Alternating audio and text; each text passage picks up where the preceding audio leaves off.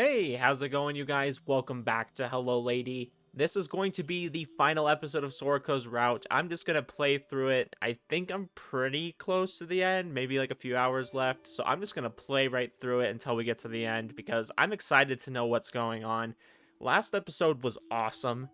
Lots of new information is making me really excited to play some of the other routes. I keep getting told that Eru and Saku's routes will reveal a lot of information about the game that I've been wondering, and I'm tired of not knowing anything about this. I'm so curious and I'm dying to know some of the big secrets, especially like a lot of the people's halos, like Saku's. I don't know hers, I don't know Narita's or Eru's, but let's go ahead and jump into it here. A few days ago, Shinzen Katsuragi had been warned that someone was after his life. The informant was one, Taigi Mikado. Okay, good, so we've got confirmation that was true. He was Kurofune Mikado's son, making him the child of his co-conspirator, as well as a strange, creepy brat. Wow, that's quite a description. Normally, Shinzen would have laughed off the words of a mere student. However, for better or worse, he knew full well that Taigi was no mere student. Over the past few years, Taigi Mikado's warnings had saved him from a tough spot or helped him make a tidy sum many times. His words always seemed to predict the future. Taigi attended his father's school, which made him an inhuman monster, but still, he was a useful monster. Shinzen had listened to the warning and increased his security detail. According to Taigi, he didn't know who the assailant was, but he did know that a man named Takashi Hanazono had already died by his hand, and that Shinzen Katsuragi was next on his list. Takashi Hanazono, hearing that name that had almost slipped his mind, made a chill run down his spine. Hanazono was, much like Shinzen, a dog of the late Mikado clan. After they were wiped out, he worked under Kurofune, but one mistake too many had led to his downfall. Takashi had once visited Shinzen, but he'd shooed him away at the front door. He had no patience for a reunion. Shinzen had assumed Hanazono had died a long time ago, so the fact that he remained alive was a surprise by itself. However, now that Shinzen had learned that he had been murdered by someone who wished to do the same to him.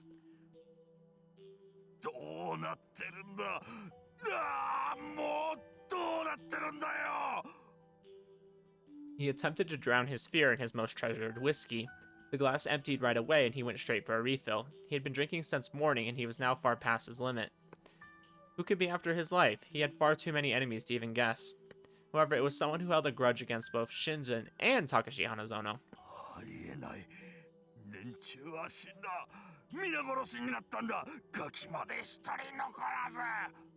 Uh-oh, he's putting some dots together. That's not good for Narita. Slightly drunk, he vehemently denied the possibility.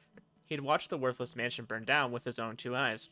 The Mikados had been on the chopping block to begin with. They were the ones who looked down on Shinzen for being part of the branch family and used him while shutting themselves deep in the mountains.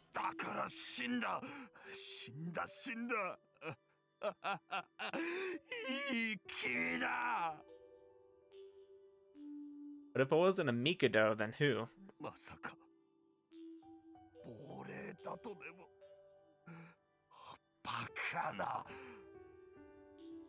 A gunfight had erupted behind the mansion yesterday. He didn't know who was responsible, but he knew it had to have been linked to whoever wanted to take his life. When Taigi had told him that the assailant could appear at any time, Shinzen shook in fear. That was why he tightened security so much that not even ants could enter and shut himself in his mansion. He intended to stay put until the problem was solved.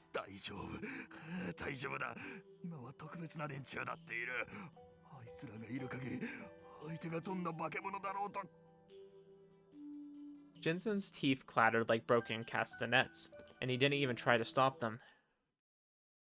Suddenly, the man he used as a secretary rushed inside, his footsteps akin to shrieks. He looked as pale as a dead man, and upon seeing the report the secretary had prepared, Shinzen's face changed to match.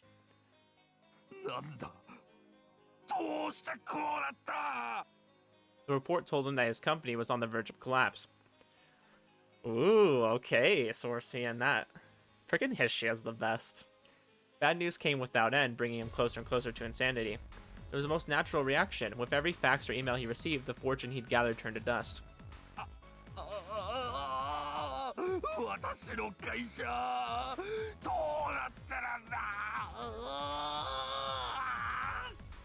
My question is, if Hishia and Narita are powerful enough to bankrupt his company, and he seems to be in this, like, kind of elite status in the world, right? He's trying to get into these elite organizations, so he must have pretty powerful influence, right? How are they bankrupting him? Like, what influence do they have that's greater than his, right? Curious. Sudden failures to negotiation, unexplainable drops in stock, and funding that stopped as though it had all been timed. His company collapsed like dominoes, quickly putting him in severe debt. At that rate, his company was done for. He would be bankrupt. He'd have to fire many of his employees.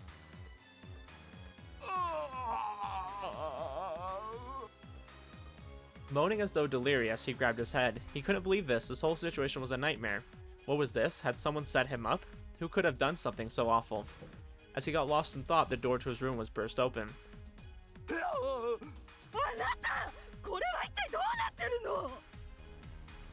The one who had almost made his heart stop in surprise was his shrill-voiced wife, Tama. A vein appeared on his forehead as he clenched his teeth. Did the woman know nothing of his woes?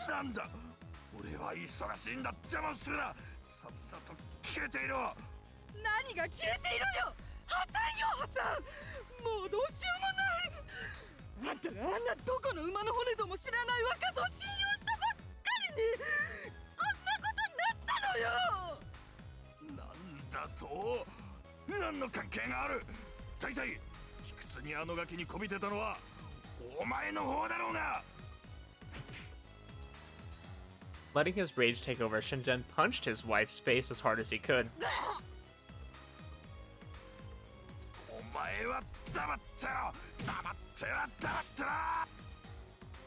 He got on top of her and punched her over and over. All of them were trash in Shinzen's eyes. Hanazono, Kurofune for not giving him his due, and this whore too. Dang. Okay.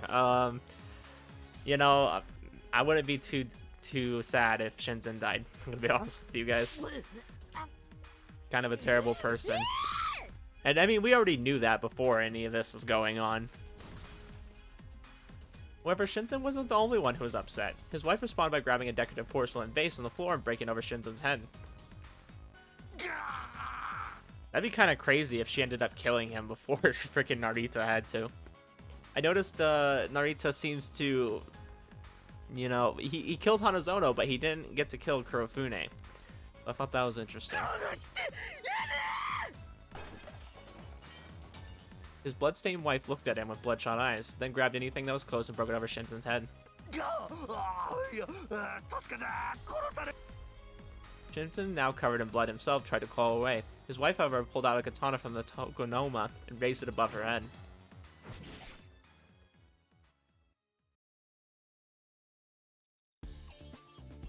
Honestly, I'd be completely okay if she just killed Hanazono so that we don't have to do it. Because I feel like, as far as Sorako goes, that would be a better conclusion. We wouldn't have to kill, you know, her dad. And so I feel like she would feel better towards us. And that would be kind of doing our job for us. That puts a little bit less suspicion on us when we're going after other people.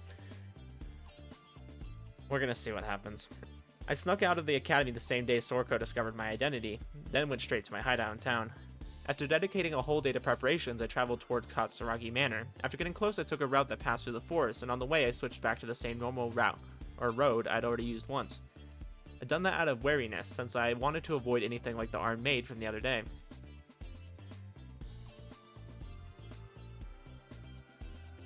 Yeah, frickin' there's two of them that we know of. She had inhuman monster strength and technique. I knew they wouldn't surprise me again, but if that was truly one of the maids who followed Taigi, then there was two others left. Exactly, there's two more. Fighting two of those monsters at once without any preparation was downright suicidal. I'd chosen the normal path to approach the mansion because it was easier to attract attention that way. The maid didn't cooperate with the security guarding the mansion. If they had, our escape route would have been blocked. The maid was the academy's, Kurofune's pawn. Showing off those monstrous abilities in front of people would have attracted too much attention. Kurofune had the option of using them for covert operations, but not anything else, as he surely didn't want them to become front-page news. Once Shinzen Katsuragi was down, I had two targets remaining.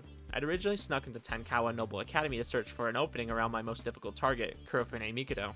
However, Sorako had discovered Shinri Narita's true identity, and Taigi seemed more or less certain, so I no longer had the option of staying at the academy.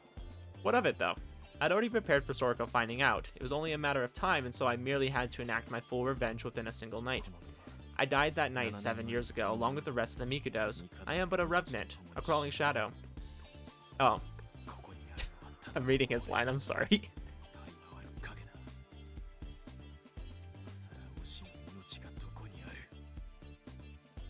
I was like, what is that noise I'm hearing? And I'm like, oh, that's him talking, because this is his line.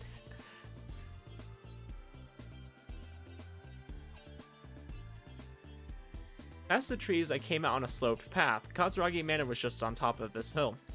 I didn't hide like a rat, instead I walked with full confidence. Beyond the dying silence, I felt hostility as searing as heated iron. I could feel the sense of tension in the air from so far out. According to what Hishia had found, Shinzen had gathered a lot more security personnel overnight. How diligent. He'd prepared for this. Like a hedgehog, he'd reinforced his defenses and curled himself up, hoping that it would protect him from his rage. 7年の像を阻めるつもりか。生産の時だ。貴様の希望を残らず打ち砕いて作った瓦礫の山を、最後には貴様自身の命で飾り立ててやろう。Well, if I remember correctly, they burned down the Mikudo mansion, right? I wouldn't be surprised if he does the same to his house. I feel like that has double meaning, right? It has the meaning of, you know, I'm gonna do what to you what was done to me, and then also, the Katsuragi family is all about construction, right? So like burning his own personal house, I feel like would just be like a great symbol of screw you, you know? Ishia's presence would have made this far simpler, but her wound hadn't healed. I knew I had a challenge, but I had to face it alone. Sensing someone on the hill, I stopped walking. The moon shone brightly behind the person, so I instantly discovered their identity. Yeah, I had a feeling. Sorako stood in my path with the rising moon behind her. What's that in her hand, though? You see that? Here, what is that? Is that a gun? Her blue eyes contained a firm sense of resolution that told me more than any words could. Despite the silence, I instantly understood the situation. She had chosen the path she would walk, and this was it. If Soraka had already decided, there was nothing I could say. 7 years ago, our paths diverged, and they would never meet again. Shinri Narita would have his revenge, and Sorako Katsuragi was one of his target's daughters. Our positions had been set in stone a long time ago, and there was no changing it. Oh, frick, you got a shotgun? Yo, Sorako. Hold up. I thought we could be friends. Sorako pointed the thing in her hand at me. It was a hunting rifle. She awkwardly supported the gun she'd probably never held before with her hands. The distance between us was about 10 meters. If a gun like that was good as point blank. She didn't even have the skill to hit me, but if it was loaded with anti-deer buckshot, even I would have found it difficult to dodge. And unlike with professionals, I couldn't predict where the bullets would fly. In a way, she was more of a danger than any other foe I'd faced. Well, I mean, I think she's a stronger foe because you're in love with her, right? It's like you don't want to hurt her, and you don't want to get hurt by her either. But I don't know. You might not have to do anything. I think Tama probably is finishing off Shinzen right now. That was all I said and all I had to say. Sorako placed her finger on the trigger. The weight she wasn't used to made her shake, but I appreciated that she aimed at me with no hesitation. Yes, this was how it had to be. People had the right to protect their happiness, even if it was built upon countless corpses. Facing someone else for that reason was very human, so it made perfect sense to me. If Sorako wanted to protect her family, or her father, family, or the academy that had become her home, she had no other option. Thus, there was only one thing to do. Shinri Narita would break through all obstacles on his path and enact his revenge. He would kill Shinzen Katsuragi and his other two targets over the course of the night.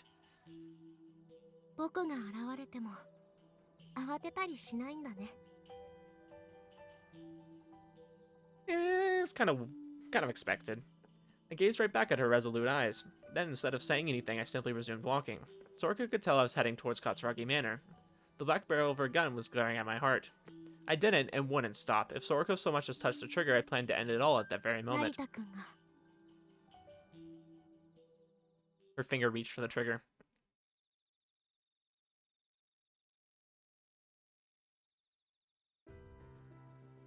Sorako slowly lowered her hands and gun. The potential power of her gun hadn't stopped me, but the sincerity in her eyes did.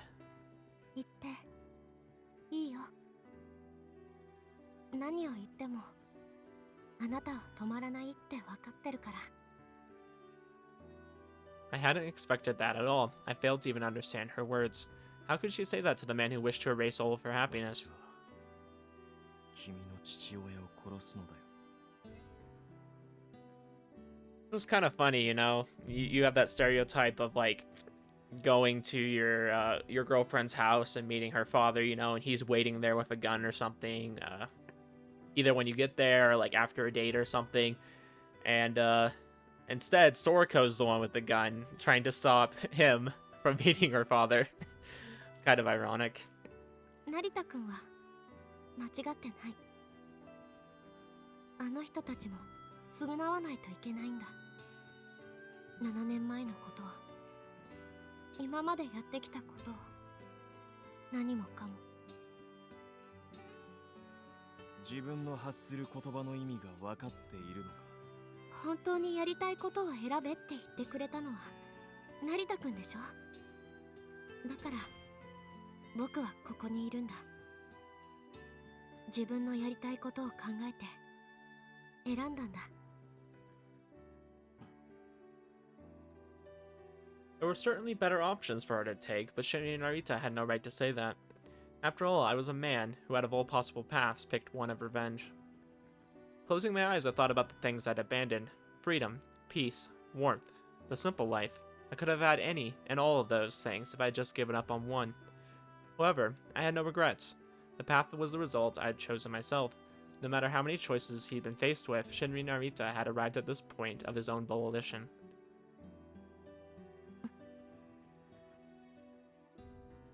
The girl had chosen something for herself, and she smiled. Her smile was as pretty as a blooming flower and as sad as the wind blowing through a wasteland. It was harder for me to move than when she'd aimed the gun at me. 一緒に行くよ。この深い夜が終わるまで。案内するから、ついてきて。 Sorako turned around and I silently followed her. Oh, well, that was a little bit of a twist. I like it though. It's more fitting of Sorako than like Tamao, who I feel like Tamao actually had probably the strength to stop Narita, possibly. You know, maybe. Like, obviously she didn't, but Sorako taking the route of like, hey, I understand why you're doing this. I would rather you not, but like, I know I can't stop you. I know this is what you need to do in your mind, right? So I honestly respect that a lot.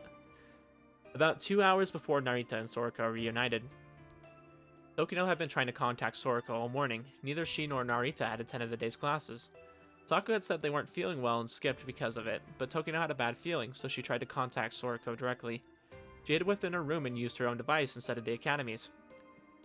Yeah, I'm still trying to figure out, so I made a crazy theory last episode that Tokino is actually Sorako's mom, and that's like a crazy out there theory. Like, I don't know if that's true. It probably isn't true, but I was wondering why Miss Tokino has such a connection with Sorako, or why she cares about her so much. I don't think it's in Tokino's character to care for someone like that. So I'm really dying to know what their connection is. She'd hoped by doing so she would avoid getting caught making the call. After Sorako failed to pick up again, Tokino prepared to depart. She reached into a drawer and pulled out a handgun she had for self-defense, then went to the locker and picked up a rifle-like gun. Both of them were private property she had acquired on a whim. She'd ordered the parts separately, put them together herself, and already finished testing them using live bullets. Carrying both weapons, she completed the final checks before placing the handgun in her pocket and the rifle-like gun in a golf bag. Her actions were against regulations, so she couldn't be caught carrying them, especially not by Kurofune Mikado. ソラコ。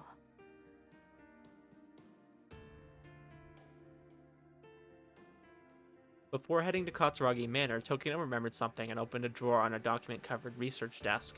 She stared at the thing inside. Suddenly an icon popped up informing her of a visitor. She thought of pretending to be absent, but changed her mind upon seeing the visitor's ID. Using her finger, she unlocked the door. 入りますよ。 Tagi walked inside and saw the disguised golf bag. 行くんですか、時野先生。どうして空子に教えた？ She looked at him not as a teacher, but as a mere woman. Her glare was so piercing and heavy that it seemed ready to tear his heart out, but it was ineffective against this particular young man. 何の話ですか？ Taigi shamelessly tilted his head. The motion further enraged and disgusted Tokino. 今夜桂木新山が狙われると空子に教えたのは貴様だ。 She had no proof, but it couldn't have been anyone else. Tokino's iron will just barely kept her from spitting in that pale snake's face. There was something that didn't make any sense to her. Tokino understood that Sorako had escaped the academy to reach Shinzen Katsuragi. Despite it all, he was her father, and a girl as kind as Sorako was surely worried about him. However, that didn't explain why Tokino couldn't contact her if she needed help. She would have surely turned to her. Whatever the case, Taigi had to know why Sorako was acting so strange. Sorako and Taigi were childhood friends. After a certain incident 7 years ago, they'd stopped interacting, and continuing keeping a distance even after the girl enrolled in the academy. But Tokino knew that had changed recently, even though she didn't know the reason why. Tokino wanted to tie Taigi up and make him reveal the truth, but she left it for later, for time was short. 僕のことよりも時野先生はどうするんですか？父さんに隠れて桂木のところへ。当然だ。私は絶対に空子を取り戻さねばならない。 The fact that he guessed her entire plan displeased Tokino, but at least she didn't have to worry that he would reveal it to the chairman. Some of Taigi's actions surrounding Shinzen Katsuragi seemed extremely suspicious. Tokino watched him intently to ensure she had more cards to play against him. If he reported her activities to the chairman, Taigi would go down with her. Taigi obviously knew that well, yet he continued the farce regardless. 絶対ですか。教育者の鏡のような時野先生が、それはまた特別扱いをするものですね。For no particular reason, Tokino believed that if she didn't go retrieve Sorako, it would be too late. 空子は優れた才能を持っている。知性と意志の強さも併せ持っている。全き玉座の資格だ。 Okay, I'm gonna make another prediction. Like, if for some, like, if it's not something crazy, like Miss Tokino somehow, like, her mom or something, I think that Miss Tokino played a role in giving Sorako her power in the first place. Because we know that she's a researcher, right? And we know that Sorako ascended later in life. It wouldn't surprise me if, like, Tokino was like a doctor or something and Sorako came and saw her and like she injected her with something, or, you know, however they are able to ascend people like that. Wouldn't surprise me. So I'm going to throw that prediction out there as well. So I got two, okay? I'm kind of leaning more towards the second one, but it wouldn't surprise me if for some reason they did the first. I just don't know if I could see the first being true, because she doesn't have blue eyes. That would be a giveaway to me. And Miss Tokino looks a little more Japanese, and we know that her mom is, I believe, from England. So, sorry, I'm getting totally distracted right now. ましてその妻。血のつながりやとっくに死んでいる愛人への嫉妬などという卑俗な感情に動かされる女などには理解できまい。私は行かねばならない。迷い道から空子を救い出し、正しい道へと導かねばならない。 But see, like, lines like this make me think that she's her mom or something, right? It's entirely possible, like, the eyes and stuff, like, she could be using contacts or something weird, you know?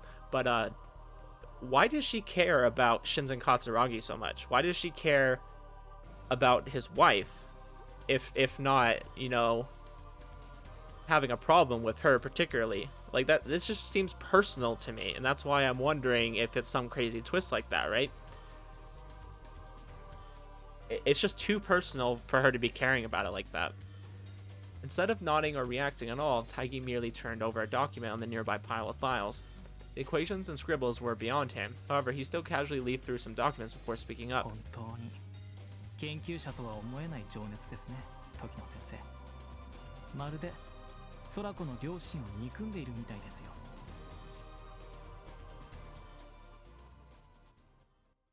Wait, are they gonna reveal something here? Hold up. He's pointing it out too? Am I right? Tokino once again looked down into the still open drawer. The old frame photo made her squint to hide her nostalgia, but then she just silently shut the drawer. What frame photo? Hold up. 死んだ姉の娘だ。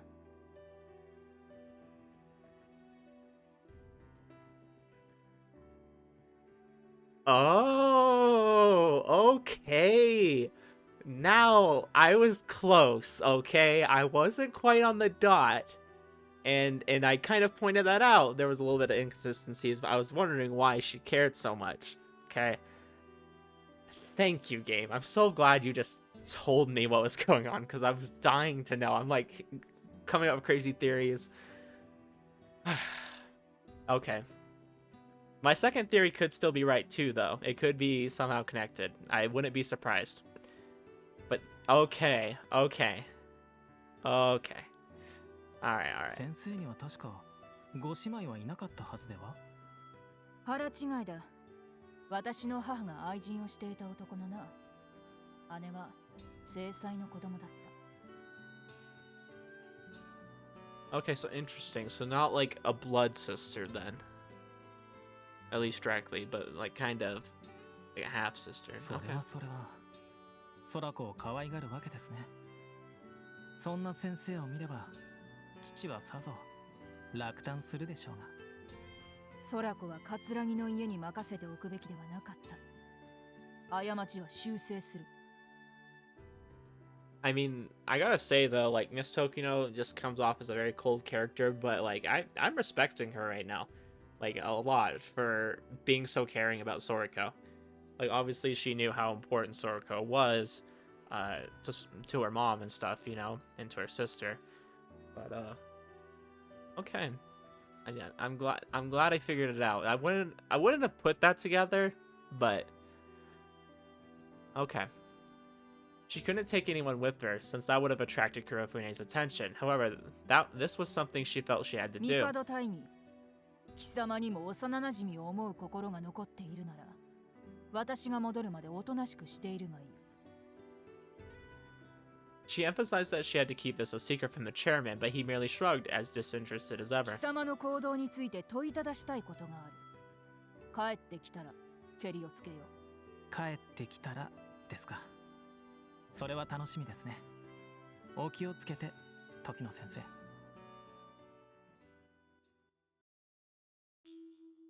Sorako led me off the road and into the forest. The shallow forest wasn't hard to walk through. Even Sorako managed to handle herself just fine. I didn't even consider the idea that this was a trap. She didn't even look back, and weren't the least bit hesitant, showing just how resolute she was. Notice they started using that word a lot in this route. Resolute. Sorako led me through a path that didn't look planned at all, and she didn't even seem the least bit careful. I prepared to run into security a couple times, but strangely enough, we never did. No, this wasn't just strange, it was actually abnormal. Based on my experience, approaching a mansion that was as secure as a spider's web without running into any guards seemed impossible. こっちへ。 I didn't know what she was basing them on, but she regularly made turns. They seemed pointless and the results were there, and we eventually arrived at the mansion without running into anyone. Alas, it wasn't perfect. 待て、空子。 As we stepped into the grove surrounding the mansion, I called out to Sorako, making her freeze in place, a little confused. あと一歩でも進めば命を落とす。 My warning made her gasp. I braced myself, then heard a voice from the darkness. まさかな。我々の気配に気づいたか。 I heard a resonant voice that told me nothing about the speaker's age come from the bamboo grove. I heard a voice but didn't see the source. The presence was as vague as a mist, and it seemed like there was a total of 8 people. Their presences had been following us ever since we entered the bamboo grove. I'd expected them to back away without noticing us, just like the other guards, but these people seemed like more than normal security. 玄馬の一族。そうか。生き延びていたか。 The Genma family, okay, so this is Kurofune's real family. The shapeless voice shook in perplexion. 我らは知られざる者。姿なき者。闇から闇に消えゆく者。その名を知るとは、貴様。私の顔を見忘れたか。まさか。春水様か。その声は改造か。 Hold up. It's kind of a plot twist. Okay. The familiar voice made me feel so nostalgic that I cracked a smile. Sorako, who stood half a step ahead of me, looked into the empty darkness with pained eyes. お前は他の者とは違って、私や瑠璃と変わりなく空子の遊び相手も務めてくれたものだったな。なんの春水様に比べれば空子様は手のかからない良い巫女でした。大義殿と二人していたずらばかりされてよくご当主様に叱られておりましたな。This was a very unexpected meeting. 言ってくれるな。今さら昔の話をされるのは照れくさい。お前がまだ生きながらえていたとは。年の割には達者のようで何よりだ。春水様こそよもや生きておられたとは。そして戻ってこられたとは。お前たちがこの場にいるということは、帝なき後、どうやら忠義を失って黒船に仕えたか。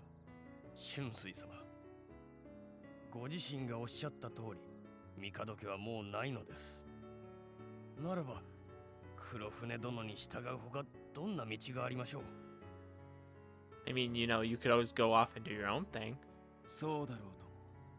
そして私は戻ったぞ。7年前の裏切りにふさわしい報いを与えるために。帝の一族を手にかけた者は残らず殺す。黒船に従うならお前たちも。戻らねば安らぐ道もありましょうに。獲物に情けをかけるなどらしくもない。この場を見逃されたところで、私が生き延びたことを黒船が知った以上どこへ逃げる術があるという。この一件、黒船殿の耳にはまだ入っておりません。我らは大義殿の命でここまで来たのです。大義が？時は移ろいました。所詮我らもあの女狐によって時代に追われるただの異物。己の価値を証明できねば遠からず消え去るのみ。だから大義の誘いに乗ったと。是非もなし。私はこれより桂木新山を殺し、残る二人の仇も討つ。止めたければ来るがいい。海蔵、空子様を連れてか。春水様、あんな男でも空子様には不君。親殺しの片棒を担がせるおつもりか。 The comment from the darkness did nothing to change Sorako's choice. She glared back at the bamboo with piercing eyes. 僕が自分で決めたことだから。ならば。おう。 His response was curt and cold. I closed my eyes and saw an endless flood of memories, remnants of days long gone. The mountains of my home, the green trees, the dirty smell of grass. The voice from the darkness had played a crucial part in all those gentle memories of mine. Perhaps there was even a time where I'd been closer to him than my own parents. I purposely banished those memories. The visions of those days were but empty ruins. There's only one thing to do. The weight of the gun in my hand was all that mattered. 大義殿より葛城を守れと命をいただいた。現場の名においてたとえ何者であろうとお命頂戴する。 Well, you picked the wrong choice, my friend. 死を仰げ。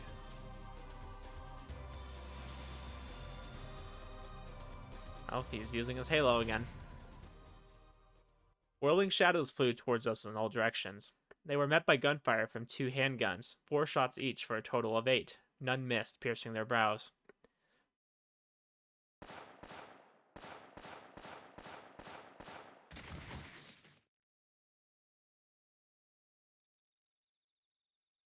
The small of the black-clad figures had the face of the old man who'd played with me a lot when I was young. He had no final words. However, as it gazed up at the sky, his face had a shadow of endless regret and lamentation cast over it. Hey, they're using this sprite again. 地獄で待て。すぐに残る3人も後を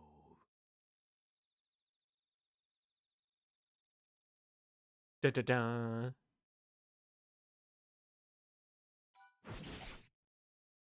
Ow. Somebody just got hurt.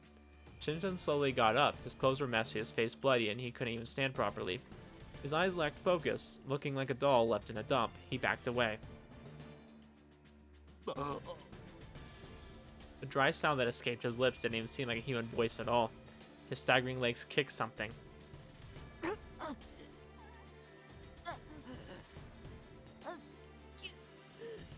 I like how they're literally killing each other, then asking for the other one to help each other.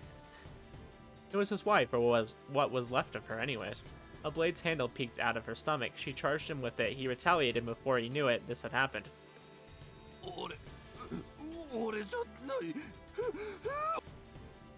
Why did it all turn out so messy? He had everything he'd ever wanted a mere few days ago, but now he was in the darkness and his wife was crawling around like an insect.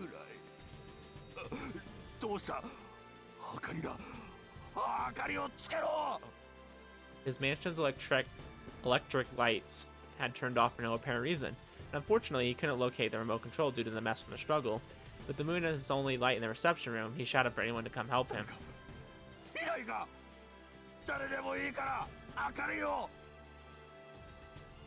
An eerie sense of dread suddenly assailed him, like something he should have been rid of long ago had caught up to him at last. His mind a mess, he decided to throw caution to the wind and run outside.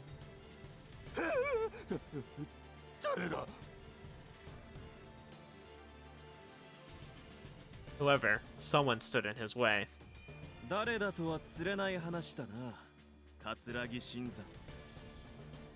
The light momentarily turned back on, only to vanish once more. The shadow cast on the flooring wriggled.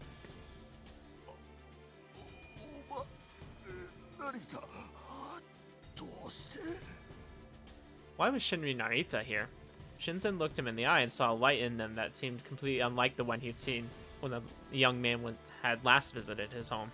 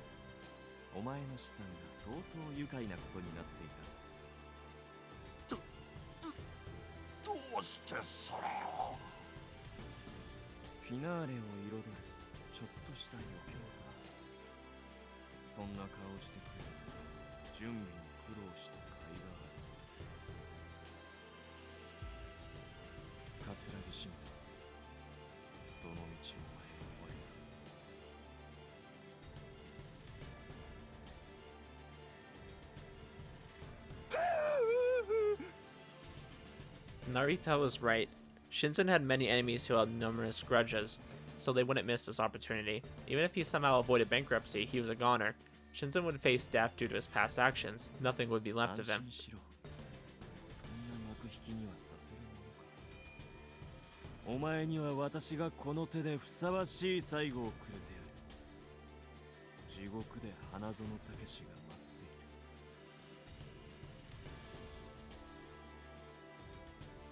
No. No, no, no, no, no, no, no. The Reaper approached him. Shinzen struggled pathetically as he searched for a way out.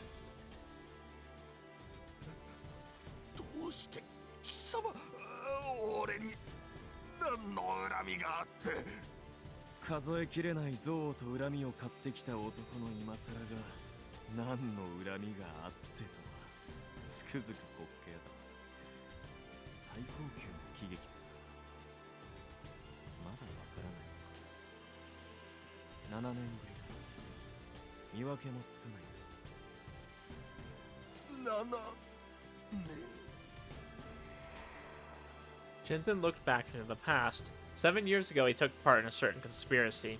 He joined hands with Kurofune and purged the Mikados. They, Kurofune, Shinzen, Takashi, and one other individual slaughtered the obstructive elders in order to gain true freedom. I want to know who the other person is. They killed. Oh.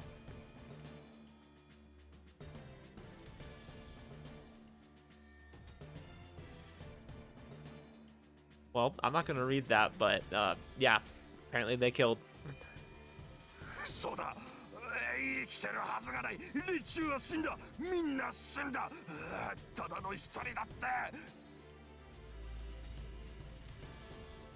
Narita approached Shinzen, looking at him with cold, cruel, icy eyes. Shinzen backed away. The fear made him wet himself and leave a trail on the carpet like a slug. The light flickered once more, and as it did, the face he briefly saw seemed all too familiar.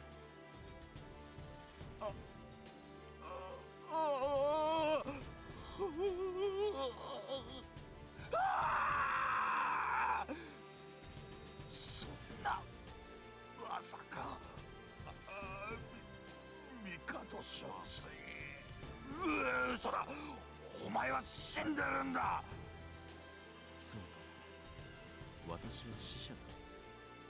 ここにいるのは亡霊。貴様を奈落に引きずり落とすために現れ、仮初めに過ぎない。やめて、許してくれ。俺は黒船にやつにそそのかされただけなんだ。あの時だってこのままで殺すことはないって。だがお前は殺した。何の罪もない帝の人間を一人残らず、私も妹瑠璃も。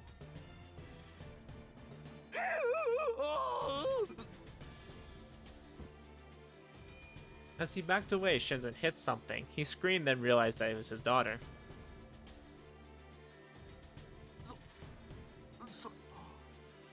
ソラコを助けて。こいつが私を殺しに帝春水が。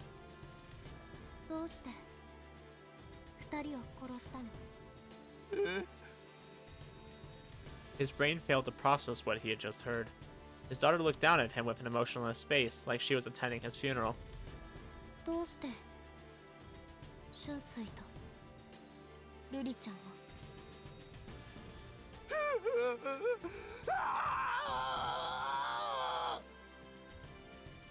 僕はずっと前から知ってたんだ。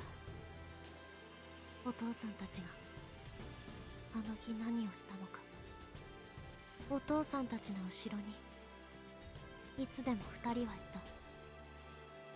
血まみれで狂って恨みながら。僕は何もしなかった。どうすればいいのかもわからなかった。このままにはしたくない。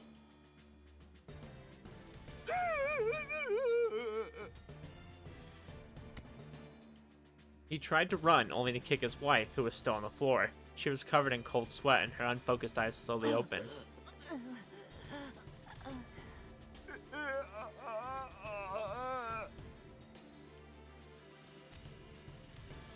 Wait, is she gonna do it? Hold up. That'd be kind of crazy. Sorako raised the hunting rifle in her hands. Its barrel was aimed directly at her father. Even as his own daughter prepared to gun him down, Shinzen Katsuragi begged for his life. His pitiful state made him look unworthy of the efforts behind this murder, but Shin and Narita simply could not accept the idea that this man still lived. やめてくれ、ソラコ。親だぞ。お前の父親なんだぞ。 Sorako placed her finger on the trigger. As she turned to gun down her own father, Sorako's face showed zero hints of strong emotion like hatred or お rage. 父さん、僕は恨んではいませんよ。 She was definitely being honest. ソラ。 Her words made him feel a sense of relief, but that was soon shattered. An unpleasant feeling permeated the air. Sorako aimed the muzzle of her rifle at her father's heart, then placed more strength into her trigger finger. 終わってしまおう、お父さん。もう苦しまなくていい。 There was no festering anger or boiling rage in her. Why, then, had she decided to cooperate with an avenger? Had she merely picked the man she loved over her father? She didn't hesitate. Like a machine, Sorako slowly pulled the trigger. However, before the hammer pulled back and hit the cartridge, I stopped her hand. Sorako looked at me, a look of shock on her face. 本心から望まぬことをする必要はないのだよ。でも Sorako had decided to burden herself with sin. She picked up the rifle in order to become a treacherous kinslayer and bear a similar sin to mine. 償わせることと命を奪うことは別だ。銃の引き金を引くのなら自分のために引きたまえ。だからこれは私の役割だ。成田真理はそのために帰ってきたのだから。I mean, honestly, I respect him though for doing this, because he's like, hey, you're gonna bear this burden your whole life, and if it's not something you really wanted to do, if it's not going to close like a chapter in your life, you know, if it's not gonna bring you comfort, then don't do it, because then it's just gonna be a scar on your life that you can't get rid of. Narita wants to do this, but he wants to make sure if Sorako's going to do it, that it's something she wanted to do.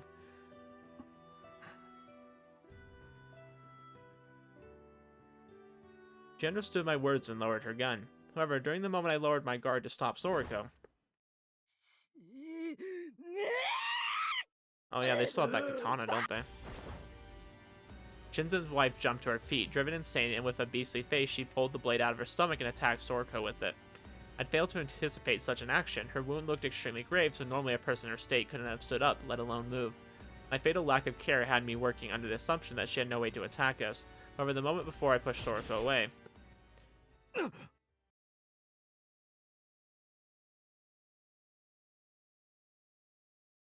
No, he's not going to try to redeem himself right here, is he? Shinzen Katsuragi jumped to intercept the blow. Sorako gazed at the tip of the blade that completely pierced her father.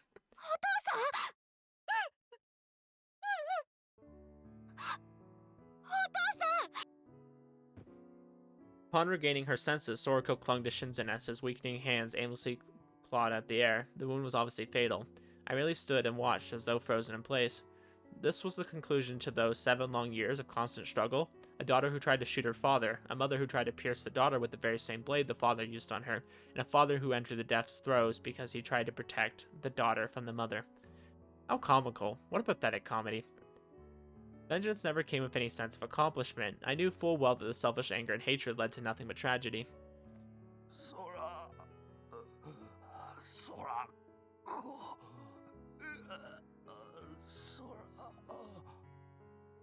Did even Shinzen Katsuragi have fatherly emotions? It could have been warped, but did he love her in his own way? Or was this just a sudden unreasonable act, much like an accident? He was the only one with the answer to that question. Narita-kun. Sorako looked down as her father experienced his last moments, and I made her back away. No matter what Shinzen Katsuragi felt or thought, Shinri Narita would fulfill his oath. Sorako seemed to want to say something, but then she shut her mouth and simply listened. Shinzen stared at me with fading eyes.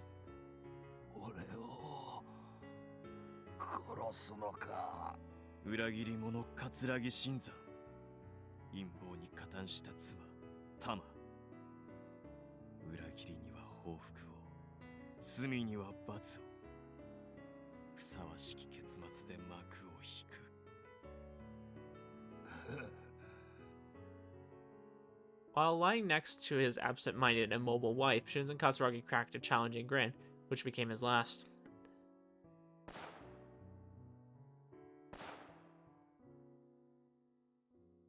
Two 9mm parabellum shots brought this act to an anticlimactic end. The second act had concluded at long last. 2 targets remained. Sorako and I loomed over their bodies in silence. Sorako, 行こう。ここを離れる。 I urged Sorako, who was just standing there, to move. She probably wanted to watch over her parents, but I didn't want her to linger for too long. わかった。行くよ。僕はそう決めたから。成田くんと一緒に行く。She slowly but confidently stood up, but I quickly closed her mouth with my hand. 静かすぎる。 The mansion was crawling with dozens of security guards. They should have heard the shots just now, but the area remained dead silent. I didn't hear any energetic voices, loud footsteps, or guns being readied. In fact, I heard absolutely nothing. but I did smell the scent of blood and lots of it. Suddenly, countless bullets burst in from the garden. The glass door instantly broke, the furniture turned to splinters, and the torn carpet pieces rose up to the air. I protected Sorako by pulling her to the ground, but no bullets reached the room's center. They weren't trying to kill us, despite us being in complete darkness. They shot precisely around us in an intimidation tactic. その場でじっとしていたまえ Who was attacking us? Had Kurofune figured out my true identity and sent someone? No, that made no sense. Instead of making us use of the surprise factor, they warned us with intimidating shots. That meant it was someone who we could communicate with, though I still didn't know if it was someone worth talking to. The room had been destroyed. Frankly, it looked like a war zone. Despite that, it didn't seem like any security guards were coming. That made sense since they had already been killed. I was glad that Sorako couldn't see in the dark because lifeless corpses littered the garden. There were little more than Yakuza or gangsters, but they were still armed and had numbers on their side. No normal human could have dealt with them without making a sound. What the heck? There's 3 of them? So that means there's 4 in total. Unless they brought that one back somehow. No, because the other one was green. We got red, cream, and purple. As expected, the armed maids walked out of the shadows of the trees as silent as spiders aiming for their prey. They didn't even look a little different from the one I killed yesterday. In fact, they were identical down to the last hair. The miniskirt-clad maids were armed with Steyr AUG military rifles, and there was a total of 3 of them. A single one of those inhuman beings was too much for me to handle on my own, so the sight of 3 of them made me want to vomit. Sorako, 聞こえているのなら返事はしなくていい。その場動くな。すぐに肩をつけてやる。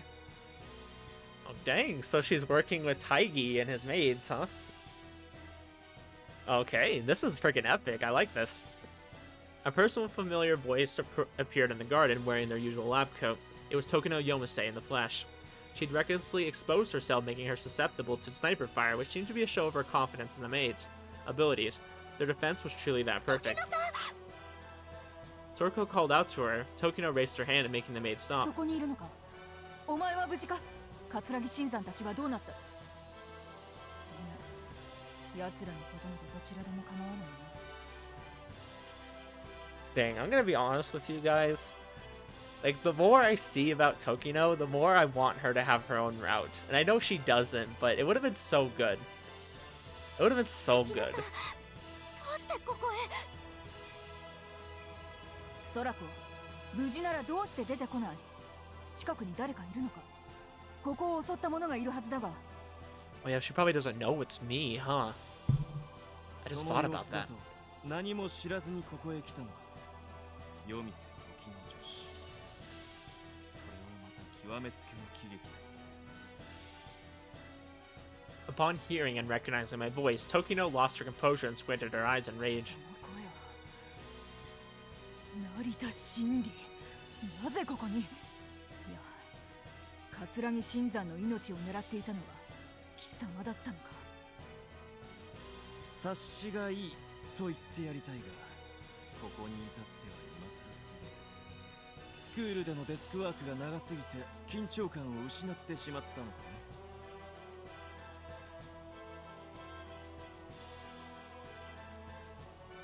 私の本職は医学者だよ。貴様のような手玉のじみた輩と違ってな。今夜は特別だ。さて、担当講師として貴様の無断外出を咎める前に答えてもらおう。成田真理、どうして貴様が新山を狙う？ She's like, okay, after I find out why you went after his life, then I'll scold you as a teacher, okay? 時野さんも知ってたの。7年前帝の家で何があったのか。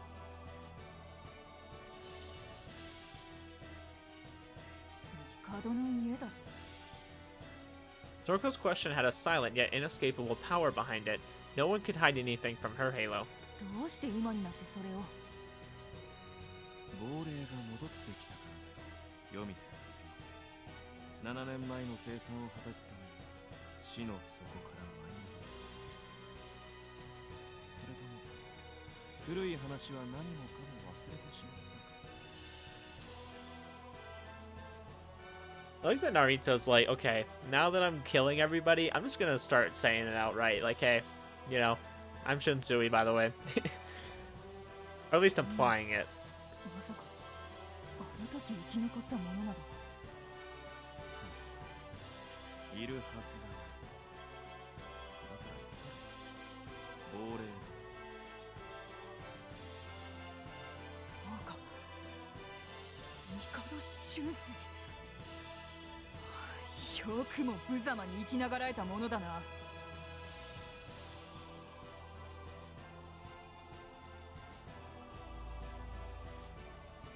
You probably didn't see it from here, but I replied with a gruesome grin. There was no fear in my expression. In fact, I shook with excitement and joy. After all, the start of the third act had arrived all on its own, sparing me the trouble.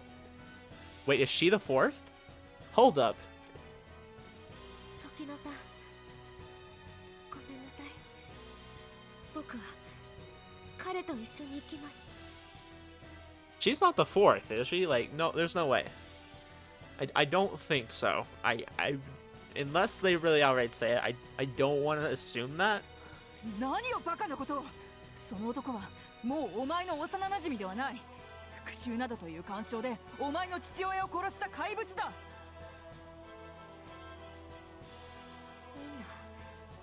全部わかってる。でも僕はもう帰らないって決めたんだ。そんなことは許さん。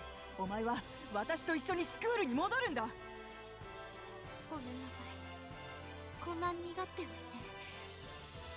時野さんがたくさんのものをくれたのに全部を裏切って僕は行きます。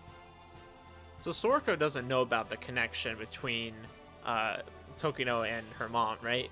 Like, I'm assuming she doesn't know.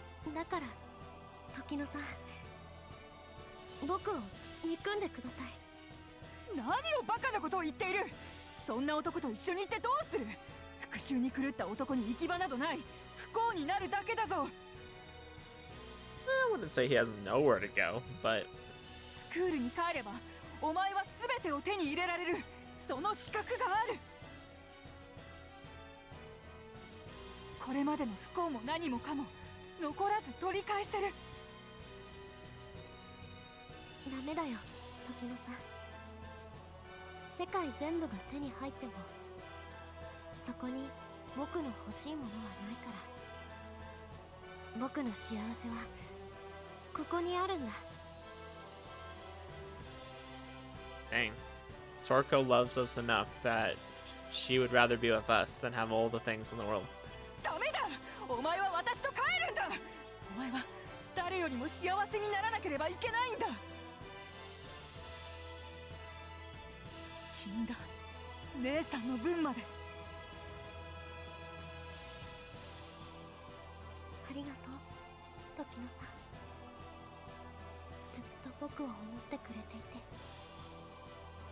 それだけで僕は十分だよ。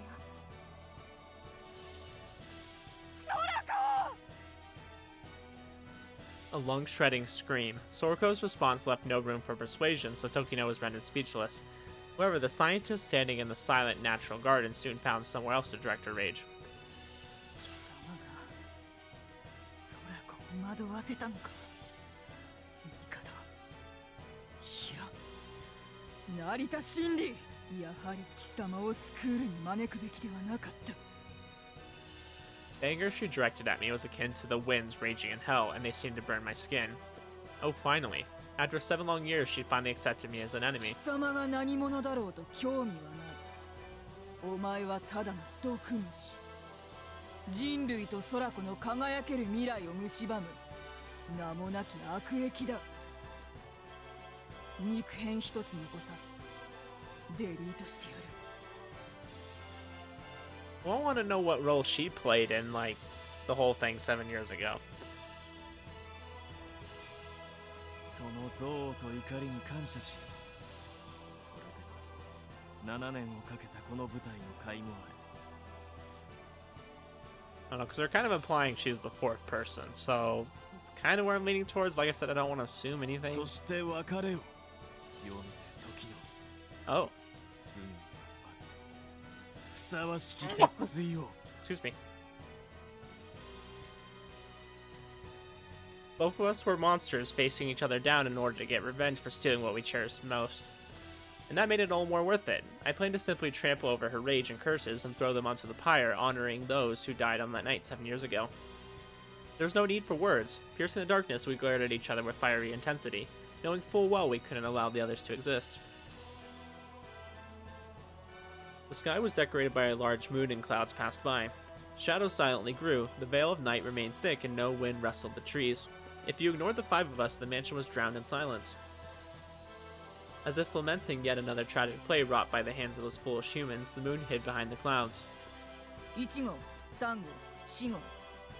私と空子以外の動くものは全て処理しろ。この屋敷ごと消せ。Ah gosh, we're pretty screwed right here, aren't we? Following that order, the maids silently spread out with almost surgical precision. No normal human could have followed their movements. They were as fast as leopards and strong as grizzly bears. The maids were akin to shadows cutting through the night's darkness. The first shots were no doubt warnings. It was clear that they intended to keep me in place, but with such a gap in firepower, I had no means to break through even if I wanted to. I merely had my trusty Luger, 2 Glock 17s, and a P90 PDW. I was quite overwhelmed by the fact that they had me outmatched threefold, but that was just by firepower.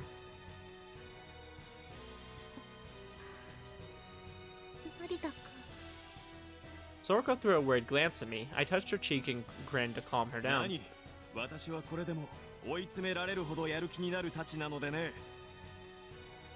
だがそら君は一人で先に逃げたまえ。連中は君には手を出さないだろう。僕は成田君と一緒に行く。 Alright, well freaking get your shotgun ready, we're doing it.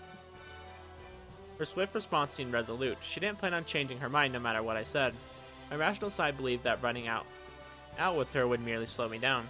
With nonsense, or what nonsense, I'd come all this way fully prepared for everything. ついてこい。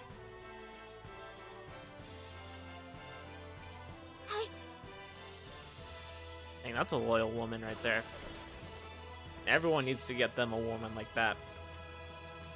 Gunfire from 3 different directions poked holes in the garden stones and scattered sparks all over. Holding the P90 in my right hand, I pulled Sorako with my left before dashing into the storm like a loose arrow. The gunfire flashing through the darkness instantly stopped. They didn't want to hit Sorako. Sorako pointed into the darkness. I placed my trust in her. Instead of waiting to analyze the enemy's actions, I dashed in the direction she pointed. The space I just inhabited was cut by blades akin to a raptor's claws. They were 2 African throwing knives. I couldn't have dodged them if I'd gone straight. Sprinting like a puma from a savannah, one maid caught up to me at insane speeds and flanked my left. There was another one at my right too. I was sandwiched. Even if you ignored the fact that I had Sorako with me, the maids exceeded human limits by far. Running was not an option. The one on the left aimed 2 handguns at me, while the other one on the right had her hands behind her, clearly preparing some sort of weapon. I did as told and ran without a doubt in my mind. A moment later, I heard 2 USPs fire .45 ACP bullets. Suddenly, a garden stone appeared between me and the maid. It had arrived with such immaculate timing that the word accident didn't seem to fit and blocked the 2 .45s. Despite all that, I didn't slow down at all. I used the split second the shield was between us to think before letting go of Sorako's hand and running up the garden stones.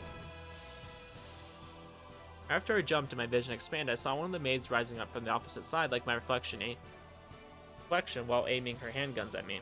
I anticipated that. She was close enough for me to reach before she managed to fire.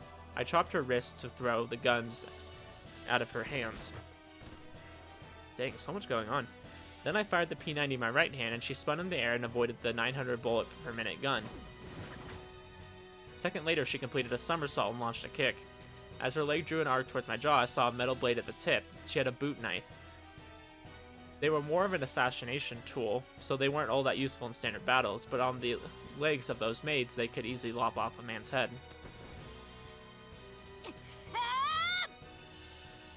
The maid on the right approached me from behind, spinning the thing she pulled out of her skirt. Bolas. They were hunting weapons that were basically weights linked by a string. They had a total of 4 metal balls. Though they weren't lethal, they could wrap around limbs and bind their target, making them difficult to handle by a hand and a troublesome item in general. After calculating my trajectory, the maid launched the bolas, making sure to add the speed of the spin to the throw. The maid's emotionless face, which seemed to be that of a killing machine, then warped in surprise. The bola sailed straight toward the upside-down maid's back. Friendly fire was something no one would have expected from those monstrous maids. The incomprehensible event made even the maid stop midair. I used the opportunity to shoot her with the full auto mode of my P90. Shut up! No matter how monstrous they were, as long as they were living beings, they stood no chance of surviving that firepower. At the very least, she was harmed badly enough to be rendered immobile as she fell to the ground. 一旦この屋敷を出る。左へ! Dragging Sorako by the hand, I followed her instructions to the letter. Like when she led me to the mansion, the path she took us on was unbelievably precise. We rushed past all the openings left by the maids and broke through the encirclement without issue. I wondered what to make of that strange phenomenon, but I decided to investigate after we survived. We soon saw a white plastered wall. I calculated that it would have taken me 3 seconds to reach it, 1 more to get over, and 1 more to drag Sorako up. ソラコ、登れるか。はい、すぐに! I stared straight at the 3 maids as I got up the wall. Then I gave Sorako my hand and pulled her up. Like I predicted, it only took 5 もう seconds. 少し走る。いけるな。はい、成田君の邪魔にはならないから! Suddenly, a sharp wave of bloodlust crashed into me. Tokino Yomase, who hadn't moved from her position at first, suddenly aimed a handgun that was 3 times the size of a normal one at me. It was a grenade launcher. Whoa. The most fitting weapon for Miss Tokino, who was truly relentless. She traveled to the mansion with the intent to wage war. Something drew a parabola in the sky. A grenade? No, that would have killed Sorako. It had to be a flashbang. They were grenades that released explosions of intense sound and light, momentarily destroying the target's vision and hearing. I didn't warn her in time. The flashbang above us exploded, drowning us in light and sound so great I couldn't even hear myself. Sometimes the sound and light not only stole the senses, but also affected the target's mental orientation. The white light in my retina blinded me. The sound reminiscent of reverberating metal echoed throughout my ears. However, I knew we couldn't stop. Standing on the wall made us an easy target for the maids. I attempted to ignore the issues with my eyes and ears and jumped down the wall based on intuition and a mental image of the scene prior to the flashbang. However, Sorako remained completely incapacitated. We couldn't hear each other. Suddenly, someone pulled our hands with great force. It wasn't Sorako's hands, but who else could have been in that situation? I focused on feeling the fingers and realized they were unexpectedly slender. Was this a woman's hand? Is it Saku?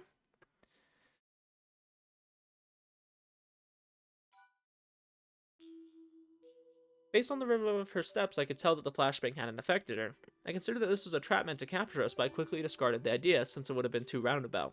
The hand led us to the forest near the mansion. Even though I couldn't see, I managed to walk around just fine based on my memories. I was once chased into an ancient underground Roman labyrinth where I lost my flashlight, and still managed to outwit my pursuers and escape the total darkness by relying on memory alone. Soon enough, my vision cleared. 危なかったな。Now. ソラコ。 Okay, I was not expecting you at all. I was really expecting Saku for some reason. But you know, I'll take it, Tamao.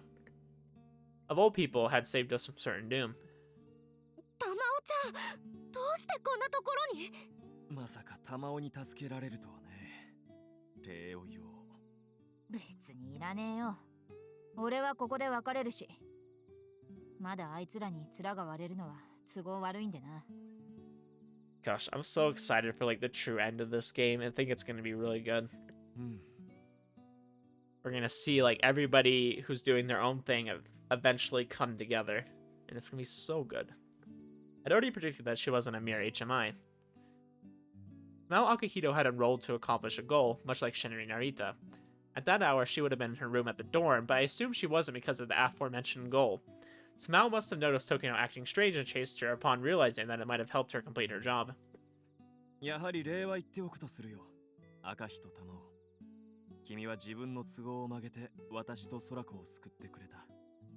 僕もありがとう、玉緒ちゃん。She risked everything to save us, and that meant, if only for a moment, she prioritized us over her personal goals. ほんと大げさだなお前ら。それよか。あいつらしつこそうだし、せいぜいうまく逃げろよ。我々が何をしているのか聞かなくていいのかね。 With a vigorous humph, Tamao looked away and began walking. いらねえよ。お前らも俺が何してるのか聞かな。Tamao rejected any further intimacy. The silence said it all, so Sorako nodded in response. 玉緒ちゃん戻ったらサクとエルちゃんに僕からお元気でって。わかった。任せとけ。成田は何か伝えるようなことあるか？ Tamao accepted Sorako's emotional farewell with a casual glance, then turned to face me. At that moment I realized we would most likely never meet again. 不要だよ。 The academy was just a brief stop for me, even if it provided me warmth that I thought I'd lost. I merely had to say goodbye to that short, dreamlike phase of my life. I certainly had words of gratitude and perhaps even some parting regrets, but Shinrin Narita had no right to speak them. Once I eliminated the remaining 2 targets, the academy would never be the same again. It very well could collapse as a result of my actions. And yet I still planned to pull the trigger. Shinrin Narita planned to destroy the home of the crowns. The crowns, as well as any other HMIs cherished. That was why I never revealed my true thoughts to Tamao. Farewell, and thank you for the beautiful illusion. 2人で駆け落ちしたとでも言っといてやるよ。 Frickin' dope. Thanks. Tamao left behind one final parting joke before she ran off into the forest. She mixed into the darkness like a nocturnal beast and vanished without a trace. さよなら玉緒ちゃん。 Sorako's prayer-like goodbye melted into the night wind and disappeared. The ephemeral illusion had come to an end. It was time for Shinrin Narita to descend upon a world of intense carnage and settle the score of Tokyo Yomase once and for all.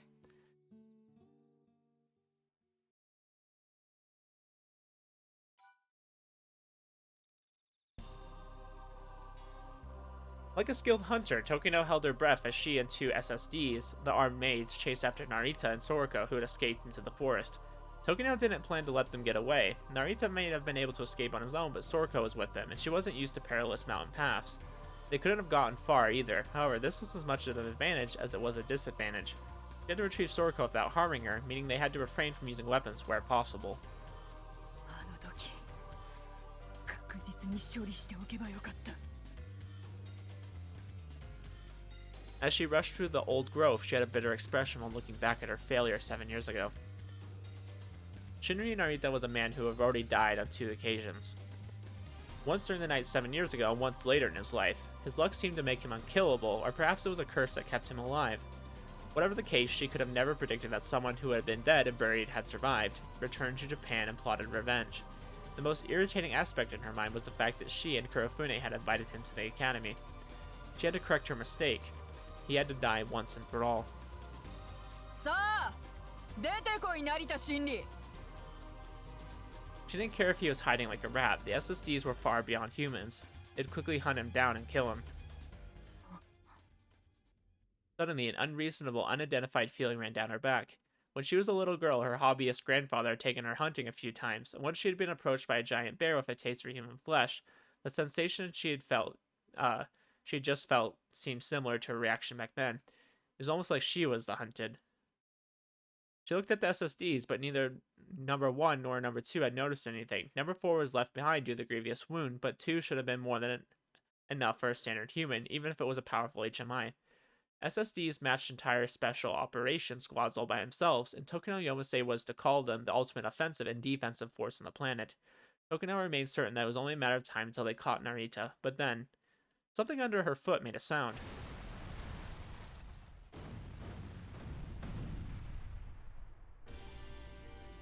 Dang. Okay, they had a bomb. Giant explosion trampled all over the silence of the dark forest. The shockwaves from the 20-odd landmine chain explosion reached us without any trouble.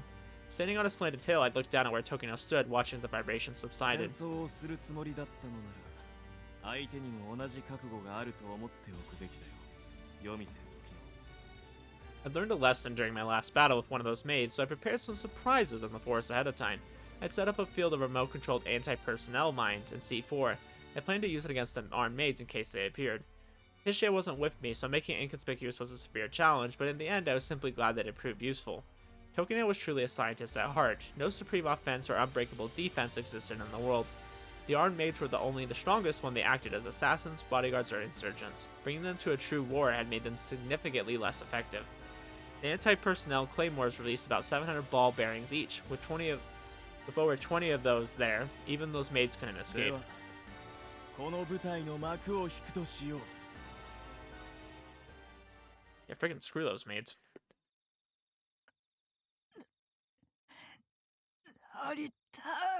Dang, how did you live? The two armed maids had both expired, but fortunately for me, Tokino Yomase had yet lived. Sorako and I gazed down on her. Sorako had chosen to see this through the end. That way she could properly bear the weight of her decision. Tokino-san. Sorako looked at the woman who cherished her with a hint of sorrow and resignation in her eyes. She clearly knew what was going to happen. 幕引きだ。夜見せ時の。 I aimed the all too familiar Luger, my oath-sworn arm, at her.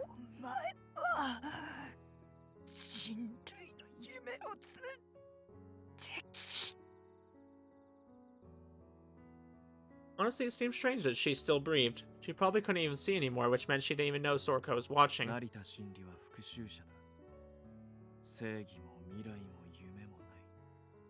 私はただ復讐という己のエゴでお前たちを殺すのだ。Sorako. With a hoarse voice, she rang out the name of the girl she cherished, while weakly reaching towards empty space. However, it felt like she was reaching for someone other than Sorako. Her hands seemed rather helpless and feminine as they moved about. Her hands wandered aimlessly, extending towards the moon. In her final moments, her mouth moved in a futile attempt to speak a certain name. Dang, okay, we shut her down quick. Another act ended. 帝、黒船。あとは貴様だけだ。 Okay, so we did get confirmation she was the fourth person. Okay, I kind of thought that. Just wanted to be sure. One remained. Once Kurofune Mikado was dealt with, this revenge tragedy would truly come to an end. Those days of hatred and bloodshed would cease to exist, and so too would Shinri Narita. The curtain would fall once and for all on his painfully long play. There's no way he's killing frickin' him, though, in this act. I mean, isn't that going to be saved for the true end? I feel like the true end is where we're going to kill all of them. The painful silence of the dark forest almost made me lose consciousness. After the tense battle, I was left with a growing sense of fatigue. The exhaustion made my vision blurry. That had to be because I'd gone through so many battles in so little time. I thanked my stars I wasn't badly injured. わーひと、いとねん、たらた。 I took a deep breath and stabilized my mind and heart. My limbs were as heavy as stone, and the only thing propping them up as I walked was my deep-seated hate for the final target. Kurofune would soon learn of Tokino Yomase's death, but with the armed maids devastated, he didn't have much left to protect him. The best possible time to strike was that night. I couldn't waste the opportunity. これからどうするの？このまま奥島へ戻って、その足でスクールへ取って返して。そう。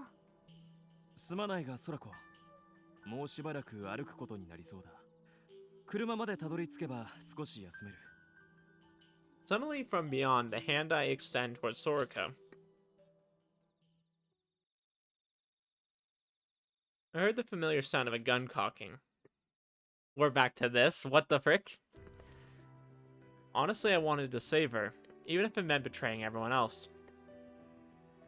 Sorako walked a step behind Narita. She was only looking at his back, but she knew he was exhausted, yet she forced herself not to act considerate. To Sorako, who didn't know the intensity, severity, and anger of hatred, it was hard to imagine what drove him. Even her halo didn't help her understand it.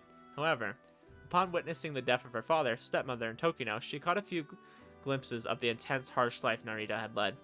Gazing at his back made Sorako think he was like a firework. Shinri Narita had embraced a life of obsession, one which was destined to be both powerful and brief. She felt that perhaps that was what she'd found most attractive about him, for it was something out of her grasp. このまま行かせてもいいのか？成田は黒船理事長を殺しに行くんだろ。 Hibiki talked to her as she'd always done. When had Sorako first established contact with her other self, how long had they been actually together? She didn't know, but Sorako did know that when she'd isolated herself and started rotting away, they spent time encouraging and talking to each other. Hibiki was the closest person to Sorako in the world, perhaps even including Narita. 僕はこれでいいよ。今夜の終わりまで一緒に行くって約束したから。 Her father died, her mother passed, and so did Tokino, and all that happened in part due to Sorako's own choice. It was obvious what would come next. During the explosion incident, she wished to survive because she wanted things to change. In her mind, things couldn't have continued as they were. And that included herself, of course.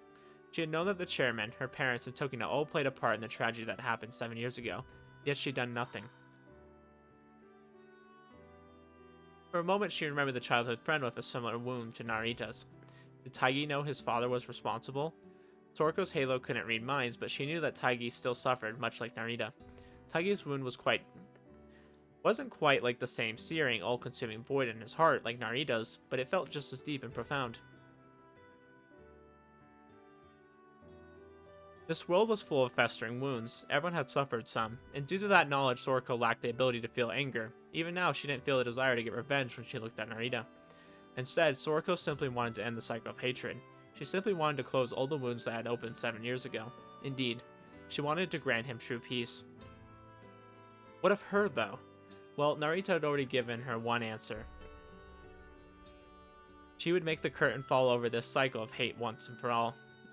That was indeed a perfectly viable solution. As someone who knew everything yet did nothing, Sorako figured she had to see this through to the bitter end. And she would do just that as long as she reached the end of this night. そこまででいいんだ。それ以上彼の重荷にはなれない。空子は奴の重荷なのか？僕が一緒にいたら成田くんは忘れられないでしょ。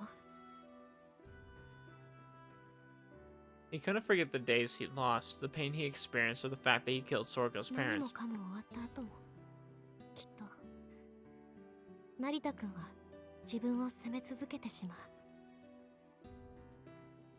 That wouldn't be a fitting end. Shinrin Narita had lost more than enough. His family, sister, past life, and even his name had been taken from him. That was why Sorako thought of disappearing. The mere thought that it would make him cry made her chest hurt. However, sadness didn't last forever. People moved forward when given enough time, and so he would eventually forget Sorako, put his quest for vengeance behind him, and finally start a new life. There was no place for her there. She, too, was his past after all. She was but a reminder of a cursed, bloody memory. Sorako remained selfish until the very end. She betrayed her own family and had since prepared to abandon the man who loved her. She realized what a selfish woman she was. However, Sorako Katsuragi would still do what she had to do. There was also the fact that walking any further was hard. She'd killed many people. Even if she hadn't pulled the trigger, she'd agreed to it, so the blood was definitely on her hands. She didn't regret it, but it was a sin nonetheless. Her parents had atoned, so it was only right for her to do the same. 響ちゃんはどうしたい？ She asked the same question that Hibiki had refused to answer at the academy. 僕は今夜の終わりまで行ったらそれでもういいんだ。 That was enough for Sorako. She'd experienced a lot of pain, but her wish had come true. Her wish for Shunsui and Ruri to return had come true. She abandoned that childish wish once she realized it couldn't be granted. But in the end, at least half of it had been, so she no longer had any regrets. Or so she thought. Unfortunately, there was still something coiling around her heart. She thought about it, but then stopped and shut it away. 体は響ちゃんが使えばいいよ。 Hibiki's response, however, shocked Sorako to her core. 私はスクールを守らなくちゃいけない。 Sorako had expected a scolding, but Hibiki didn't talk about her choice at all. Instead, she wished to protect Tenkawa Noble どういう Academy. こと？あいつは成田はスクールに戻る。そして黒船理事長を殺す。私は理事長のことなんて信用してないろくでもない男に違いないだろう。でもスクールを動かせるのはあの男だけだ。黒船がいなくなれば全てが台無しになってしまう。成田が言った通りだよ。本当にやりたいことをやれと。今もあいつの声が聞こえてる。 If there is anger in your heart, do not hesitate. Sorako could hear the voice as well. It resounded within her like an echo. Though words were meaningless to Sorako, she couldn't bring herself to hate or get mad at anyone until the very end. 成田くんは間違っていないよ。 Shinui Narita surely had the right to enact それは revenge. 成田の理由だ。私の理由じゃない。私は思ってたよりもあの場所が好きらしい。だからこれが成田の教えてくれた私の。響ちゃんはみんなを守りたいんだね。 I don't know. I could see Kurofune dying and then Sorako taking over his position. I know that would be like crazy, right? Like I don't know how that would work, but Tokuno did say that she thought she was going to be the next, right? We never learned what that next was. It could be the next chairman. それが一つだけの望みなんだ。たとえあいつの邪魔をすることになっても、それなら今しかないか。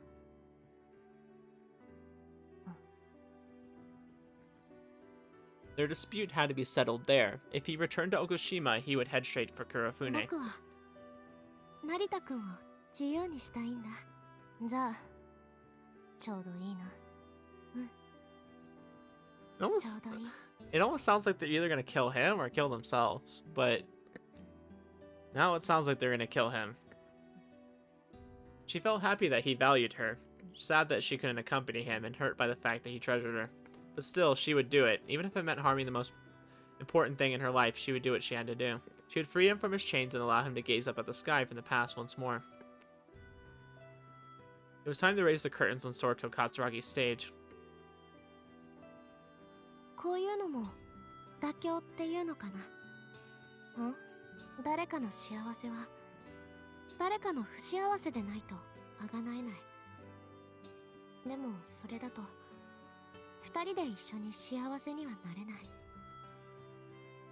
僕たちは初めから二人だから、二人で探すためにはどちらでもない道を探さないといけない。そういう時は少しだけ諦めればいいんだ。諦めきれないものを諦めて、少しだけ得をして、少しずつ損をする方法を考える。そういう妥協で人類はたくさんのことを成し遂げてきたんだって以前時野さんが言ってたんだ。今の私たちみたいにか。だから After trailing off during her final sentence, Sorako Katsuragi picked up the gun. I don't know if I like this. Don't know if I like this at all. She then caught her breath and raised the object in her hand. 成田くん、僕は今夜の最後まで一緒に行くつもりだった。 The muzzle before my eyes was so dark that it resembled a portal to hell. The situation confused me for a moment, then I understood. After all, it was a manifestation of an emotion I knew all too well. Revenge. そうか。だがなぜ今だ。その理由を聞かせてはもらえないか。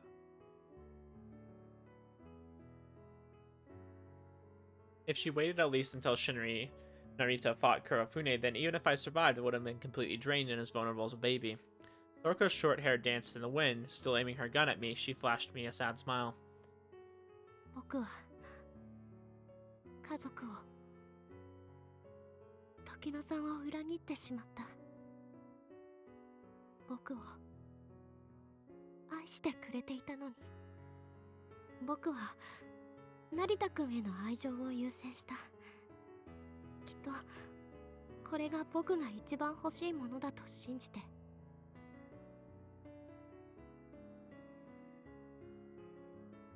Sorako stopped there, then shook her head before squinting and continuing. 後悔はしてない。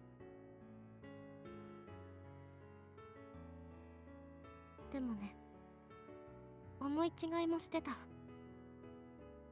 一番欲しいものを手に入れても、2番目、3番目に欲しいものが必要じゃなくなるわけじゃないんだね。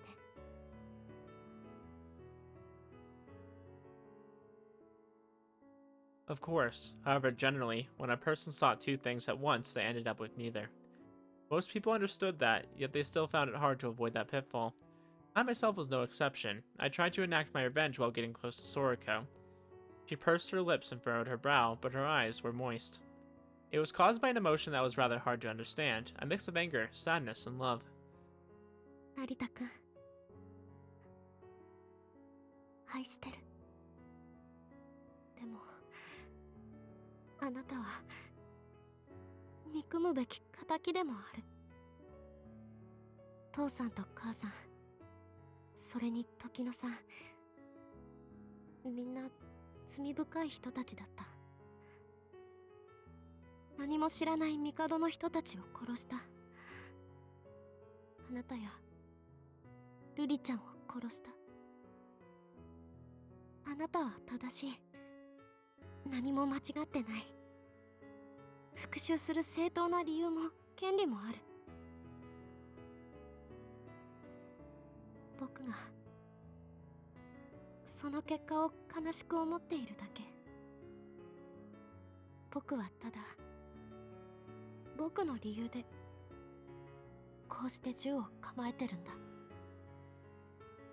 そして私にも理由がある。Soroko's expression shifted to indicate that her other self, Hibiki, had taken charge. お前を行かせたらスクールが終わってしまう。私が黒船を殺せばということか。成田も分かってるんだろ。スクールを運営できるのは帝黒船だけだ。あの男がどれだけ卑劣で罪深くても奴を必要としている人間がいる。君もなのだね。She hadn't said much, but I knew what she meant. The normal, peaceful, and relaxing days of the academy were hanging by a thread. And to Hibiki, who had spent most of her time in solitude with Sorako, those days were more precious than anything else. 成田、私に名前をくれてありがとう。The stern personality showed a warm expression for once. She looked a lot like Sorako because she didn't have her glasses on, but everything about her still felt fresh and お different. 前は二人でこそ得られる幸があるかもしれないとか言ってたけど、どうやら無理みたいだな。まあ仕方ない。世の中なんてそんなものだよ。ずっと腐りきった果実みたいな場所だって思ってた。どこもかしこも不臭ばかりの真っ暗なところだと。でもまあ地獄にだって光は差す。ほんの一瞬でも星みたいに小さくても輝くものがある。それが分かったから悪くなかった。君の別れはまるで詩のようだ。よくわかった。話してくれてありがとう。空子、響。僕の方こそ聞いてくれてありがとう、成田くん。Sorako shot me one last smile before readjusting the gun in her hand. In order to dash forward, I lowered myself to about half my height and gathered strength in my body. This was something Sorako wanted, so there was nothing more for me to say. There's only one path Shinri Narita would walk on. If this had happened after it was all over, I would have gladly handed my life over to Sorako, but I still had an oath to fulfill, as well as a burning lust for revenge in my heart, so I had to claim victory. The feelings mixing and churning within Sorako sometimes showed on her face. This was something she had to do, just as Shinri Narita had to fulfill his oath. Despite being an adventurer, I had fallen in love with her and dragged her into this hell. And so Shinri Narita was the one responsible for Sorako holding that gun. That was why I was the one who had to end it. Time ground to a halt. Before she pulled the trigger, I ran. The heavy sound of gunfire reached my ears. I side-eyed the buckshot as it scattered the bark of a nearby tree, then vanished into the dense forest. After dodging the first shot, Narita darted into the forest. Sorako only had one shot left. If she missed that one, she had no hope of winning. すごいね、成田君。まともにやると勝ち目どころか勝負にもならないぞ。それは困るな。No matter which one of them survived, either Sorako or Hibiki's wish would come true. However, if Narita decided to show pity and merely tie her up, all her actions would have been in vain. She was but a foolish woman who betrayed him, abandoned their love, and tried to avenge her parents. If that wasn't how he saw her, he would never forget her. Sorako had to become a lowly traitor not worth remembering. She was fine with being a foolish woman who'd aimed a gun at those who loved her. However, as she was now, there was nothing she could do to fulfill her or Hibiki's wish. できるかもしれないね。いいんだな。本当に。やろう。さっきお父さんたちのところでしたみたいに。Sorako took a deep breath. If I Oh, frick. proclaim Oh, frick. with my unworthiest and this Polish shirt, the gentle form is this. My lips, two blushing pilgrims, ready stand, to smooth that rough touch with the tender kiss. Good pilgrim, you do wrong your hand too much. Which mannerly devotion shows in this? For stains have hands, that pilgrim's hand to touch, and palm to palm is holy palmer's kiss. Like Romeo and Juliet 3. Now,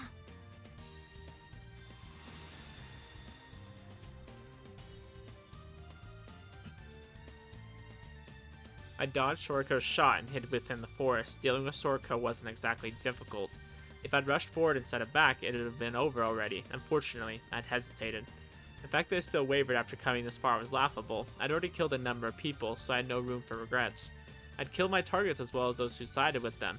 Some were even familiar faces I'd once loved, and 2 of them were Sorako's parents. I couldn't step off the path I'd chosen at this point, even if I was dealing with Sorako. Suddenly, a chill ran down my spine. My battle-honed instinct screamed at me, warning that I was in mortal danger. The inexplicable sense of dread forced my hand. I started following Sorako's presence, trying to find the best spot to finish the battle. I had no intention of letting this drag on. I planned to end it in a flash. Even if this place ended up being my grave, I would end this before I died. I knew the taste of revenge better than anyone. It left you parched, with no hope of ever escaping the cycle of violence. The cold, lucid moonlight seemed to lord over the land. That gray surface, void of warmth and life, represented the edge of this contradictory world of man. Would we someday reach it? And if so, would it bring us peace? No one knew the answer to that, nor could they. In order to shake off my reigning hesitation, I decided to end it with the Luger, my oath-sworn arm. Sorako and Hibiki would never defeat Shinri Narita, even if they were completely justified in their actions, because in the end, none of that truly mattered. There was only one harsh truth in this world. Prayers and desires were all transient. Life always stood on the boundary between a finger and a trigger. That was precisely what it meant to be alive. Each step we took further blackened us in sin, and so life was a pilgrimage, where we walked through a wasteland until the weight becomes too much to bear. I think it's supposed to be becomes. In order to live, you had to trample over others' lives. Both Sorako and I merely chose a path that accepted that simple truth and pushed it further. That was why I threw aside my hesitation and bet everything on that single moment. As I jumped out, I raised my oath-sworn arm and aimed it at Sorako's brow. But she wasn't there. I begged the question, where had she gone? Following that utterly absurd occurrence, I honed my senses to an inhuman degree in order to search for my enemy. Sorako stood behind me. Had I actually failed to sense her presence? She already aimed her gun at me, and so my life would end before I even turned back to face her. In those final moments, I realized that was a result of Sorako Katsuragi's power. Tokino Yomase had been right all along. Sorako Katsuragi's power was the ability of a rightful king. It was something that transformed her into a supreme monarch. Just like when she led me to Katsuragi Manor, Sorako saw the path to this end. The wounds that she'd seen on many other people were actually the points on them that were closest to their ends. They were but one facet of her true ability. Sorako was the only human, so her brain was simply more compatible with others of her kind.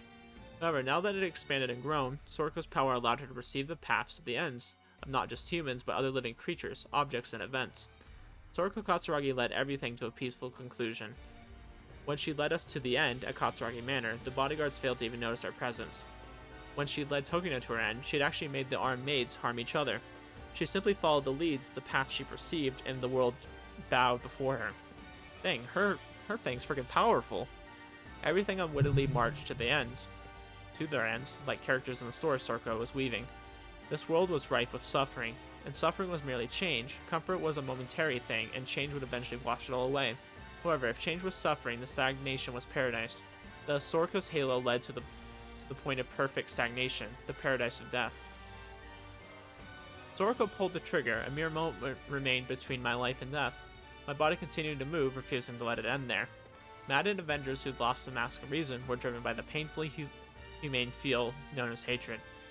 All would vanish from my consciousness. Both the mornings of searing rage as well as a night of silently crying tears of grief would disappear in but a moment. That split second as the hammer fell in slow motion, I took aim.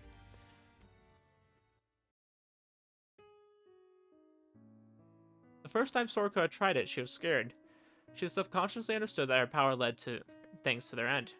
The world was a place of near constant change. Even stars and time perished if change ceased. Sorako was terrified of the power inside her, for it was so peaceful that she couldn't bear to even look at it. It was a contradictory power that brought things to their ends in order to grant them true peace. No, since to live was to suffer, that was the only true answer. Sorako was afraid of the fact that she desired something like that. She had no reason to live, but she didn't want to die either. She merely wanted to see them again after all. That was her sole desire. To deny one's halo was to deny oneself. That was precisely what she did. She resisted her own deepest desires. She fought against her true nature, desperately hoping that neither her nor anyone else would be dragged to their end. If she'd been alone, she would have broken during the struggle, but one day she heard a voice. 聞こえているか? A question without a clear source. 私は空子の欠けた怒りから別れたのかもしれないね。ずっと背負わせてたのかな、僕。私は私で楽しかったよ。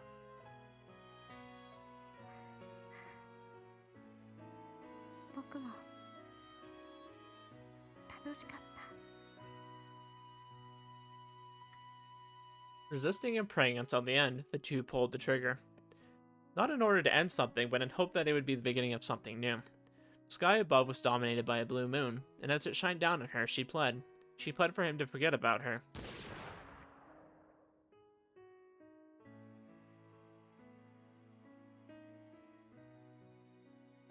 The sound of 2 gunshots resounded through the vast forest. It was a sound of sadness.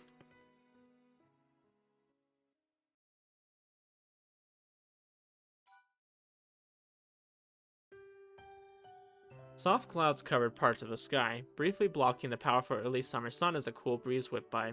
It felt like spring had returned. Saku and Ero looked up at the sky. Sorako and Narita hadn't returned. The two of them had vanished without saying a thing. 自分大丈夫だと思います。片方ならともかく、二人一緒に消えたということは、案外、空子がボテバラかもしれません。リア充め、せいぜい人口増加に貢献しろ。Yeah, Japan certainly needs more babies, we'll say that. そうかもしれないわね。 Saku casually but sadly looked up at the flowing clouds. またいなくなって。 Ero said nothing, for she knew that Saku had always been bothered by Mitori's disappearance. They were soon joined by Tamao. Both her hands remained in her skirt's pockets as she took large strides towards them. 玉尾、昨日の夜どこ行ってたの？まさかあなたまで消えたんじゃないかって。ヤンキー族の野蛮集会ですか。棍棒を振り回したり火の周りで踊ったりしてたんですか。 Yeah, something like that. ちげえよ。あとヤンキーって言うな。 Mao saw a small stick next to her feet, which had been dropped by a bird. She kicked it as hard as she could, making it dance in the wind. ちょっと野暮用で。あ、それよか、成田と空子が出ていくとこにばったり出くわしたよ。え、出ていくって何を。ボテバラでしたか。Arrow, shut up. あ？それよりも私の質問に答えて。二人は空子と成田がどうしたのよ。それはわかんねえけど、伝言はあるぜ。なんです。つまらないメッセージだったらリテイクですよ。空子からはお元気でだと。That was probably a final farewell, but Tamao presented it with little care. それで成田からは。ないよ。何もないのが伝言だとよ。ないですか。まあらしいといえばらしいです。まあつまんねえ伝言だよな。ひねりもねえし。今度会えたらやり直しって言わないとな。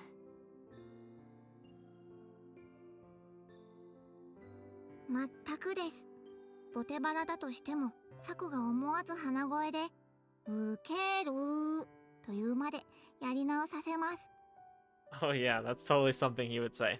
たとえ鼻声じゃなくても私そんなこと言わないから。そう。なんで二人とも理由を言ってくれなかったのかな。マジで駆け落ちとかじゃねえの。エルの言うどうかもあるかもしれないよな。そんな、まさかその学生の身分で道徳とか立場とかお給料とか。Saku, stop thinking about it too much. Saku turned red and began to panic. Eru, in her infinite wisdom, chose not to ignore her reaction. いくらなんでも妊娠の話だけで赤面するのはむっつりエロースすぎます。別に私はそんな想像したわけじゃん。ああ、俺も前からサクはエロそうだと思ってたんだよ。Frickin' Tamao. ではこれからサクの部屋にエッチい本がないか漁りに行きましょう。 Oh my gosh. あるわけないでしょ。ちょっとやめてよエル。 Whoa, Saku, what do you got to hide in there? Why are you denying it so heavily? ないなら別に調べられてもいいだろ。エル、俺も手伝う。 Heck yeah. タマオ、あなたまで。 They spent a while running around, and Saku eventually caught Eru. 哀れ囚われのエルに。Pity Eru, they ensnared. ま、いくらでもチャンスはあるだろ。 Saku grasped Eru from behind, making her as calm as a cat held by the scruff of its neck. Seeing them, Tamao laughed. Suddenly a strong wind blew by, dispersing the words and making the inner garden silent. Saku looked up at the sky. そうよね。何もこの学園だけが生きる場所じゃない。成田たちみたいな生き方も別におかしくないよね。 Saku suddenly muttered that, silent but profoundly. 当たり前だろ。人それぞれやつだよ。あの二人ならどんな環境でもうまくやるでしょう。知らない土地でも外国でも深海でも宇宙空間でも。 In Saku's mind, it mattered not what they did. As long as they were safe, she would trust their decisions. But we have no idea what happened. They would live true to themselves, surely. All they'd done was chose a different life than she had, nothing more. 私たちは私たちでやっていかなくちゃね。 A chill wind blew through the garden. It made the heat of the early summer feel a little more pleasant.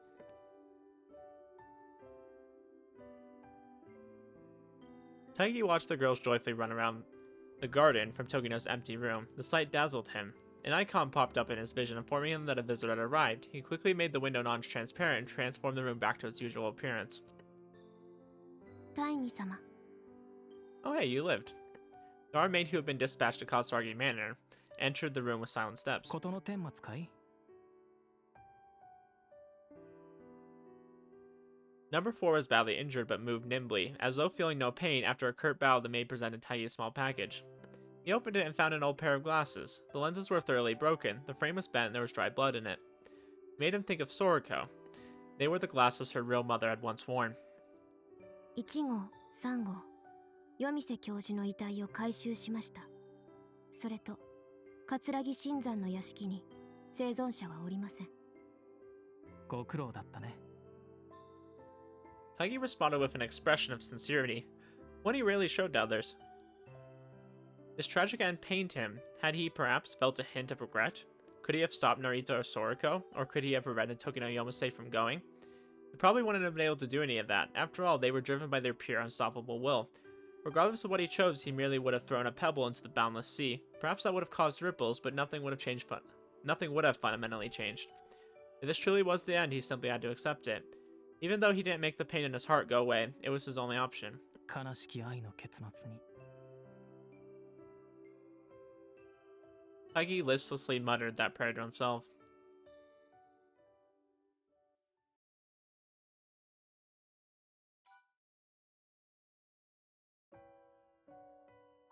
Oh, we're still going. Okay, I would have thought that would have been the end. How many days have passed? The church on Okushima Riverside was said to be an empty, abandoned building. In a town as rural as Okushima, you'd rarely, if ever, come across the kind of tramps or hoodlums who would have any sort of use for an abandoned building. The priest who previously owned it was an eccentric man who never associated with others, so the locals didn't care much for it, as they were mostly fine leaving it to rot. However, strange rumors had begun to circulate recently. Some said that the light often leaked out of the eerie, empty church at night.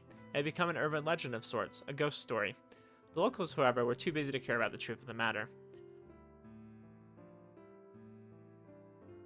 But the revenge tragedy still continued. Shinri Narita had survived after spilling much blood and taking many lives. On that date, the night when I had completed my revenge on Shinzen Katsuragi and Tokino Yomase, I was fatally wounded by Sorako. However, I managed to make it all the way to my hideout before passing out. The church we used as a hideout was officially off limits. It made for good cover, hiding us both from Kurofune's prying eyes. I made it out with my life, but the wound was so grave that I needed time to recover. During that time, Kurofune discovered what happened at Katsuragi Manor and improved the academy's security, making it even harder to infiltrate. However, I still found an opening. Due to the loss of powerful cards like Tokino Yomase and the armed maids, Kurofune had lost a lot of his power. The proof of that was the very fact that he still hadn't discovered my hideout. Even if it was a suicide mission, I wanted to force Kurofune to pay for his sins at long last. 菱谷、準備はできたかね？今しばらく時間が必要です、ご主人様。なんといっても今度は城攻め。外からスクールを攻めることになります。相変わらず辛辣なことだ。なるべく急いでくれ。Only one sinner remained. As soon as I killed Kurofune, my revenge would be せめ complete. てこの部屋での仕事は成田様が受け持ってくださると、イシアも調査の仕事がはかどるのですが。無理なことを言うものではないよ。Sorako slept on the bed in the room Hishia pointed out. The shots we'd exchanged that night hadn't killed either of us. In the very last moment, I realized Sorako's intention to fire a non-lethal shot on purpose, though that led to my own failure to dodge. We hadn't talked since that night. Hishia had looked after her this whole time. Honestly, I wouldn't have minded getting shot by Sorako and Hibiki, even if it meant the abrupt end of my play. とか、ご自分に酔われてるのではと、イシア見抜いたりしていますが、ぶっちゃけ生き汚く生き残ってしまった今更ですので、選ぶってもしゃあないのではと思います。言う通りかもしれないが。Well, what could I even say to Sorako? Anything that came to mind seemed like too little or too そ late. れはもう、こういった事情でなるようになってしまったからには、冴えたやり方はたった一つしかございませんでしょう。うん。それはどんな？ぜひともご教授願いたい。Had she happened across an idea that would fix my relationship with Sorako? はい。ご主人様がビシッと土下座して、すまん、俺が悪かった。もう二度としないから許してくれ、と無様に泣き言を申されれば、万事解決でございます。I don't know, Hishi. I think you're watching too many, afternoon dramas. 男と女がこじれた場合、200% 男が悪いと相場が決まっております。Eh, I don't want to say she's wrong, but I don't want to say she's right either. 応用な私もその言われなき差別的論理には素直にうなずけないところがあるのだが、差別ではなくレディーファーストでございます。あはー、さようでございますか。ハードでボイルドなご主人様の人生的には女に下げる頭はないと、そうおっしゃるのですね。Dang, Hishia just roasting us. She knows us too well. My dearest maid left those harsh words behind as she returned to her job, but then she turned around. 一応あまりおすすめできませんが、もう一つやり方があるのですが、お聞きになりますか？ I would love to hear it. 差別的発言ではないのかね。いえ、どっちかというと超差別的発言ですので、医師やあまりおすすめはしかねます。念のために聞こう。My maid cleared her throat before continuing. こういう時は愛していると耳元でささやけば大概のことは解決するそうでございます。Perhaps you're right.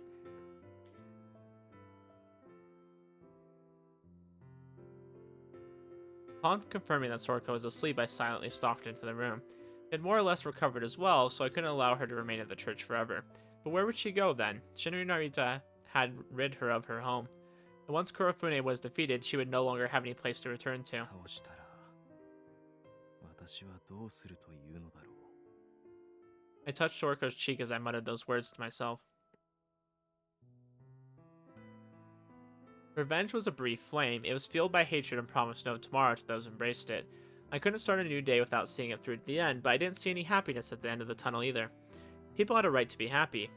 I said those words to Hibiki, but I never once considered my own happiness. After all, my life had been nurtured amidst the flames of revenge. Still, I had no regrets. It was a path I'd chosen myself. However, it was a path that led to Sorako wielding a gun. What was Sorako trying to shoot that night? It couldn't have been my heart. The heart that once boiled with hatred was now filled with an otherworldly sense of emptiness. And Sorako had surely caused the change. 君が目覚めたら少し話をしたい。 I said that, then brought my face to the sleeping beauty's ear and whispered it into it so not to disturb her dreams. 愛しているよ。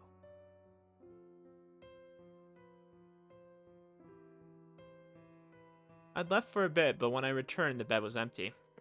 ヒシア、ソラコはどこへ？いえ、医師やも見ておりません。まさか出て行かれたのでは？傷の癒えたばかりのあんな体でどこへ？行ってしまわれたんでしょうか？ I could see her going back to the academy. Sorako had left. She'd taken many lives, carried the weight of sin, and disappeared without a word, much like a pilgrim headed to the wastelands. ソラコらしいな。医師やが探してまいります。まだそう遠くには行っておられないでしょうから。いや、構わない。ソラコが選んだことだ。よろしいのですか？ That was her choice. What right did I have to speak out against her それ decision? よりも今夜黒船と決着をつける。それはまた突然な。ソラコはここを出た。スクールに戻るつもりなら私の居場所も黒船の耳に入ってしまう。時間がないかもしれない。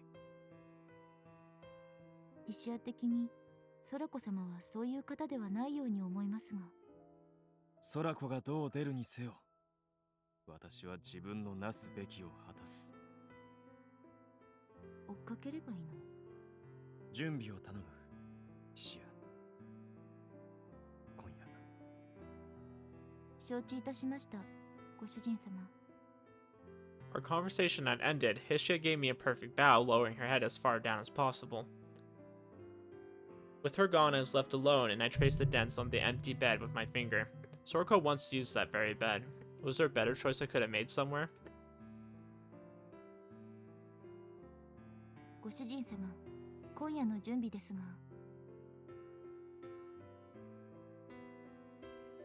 Ishia returned to find an empty room. The gentle early summer wind blew in through the open window, and the curtains danced due to their presence. To Ishia, they looked like wings that reached out towards the endless sky. Ishia looked right, then left, then stuck her head outside to confirm that no one was around. そうですか、成田様。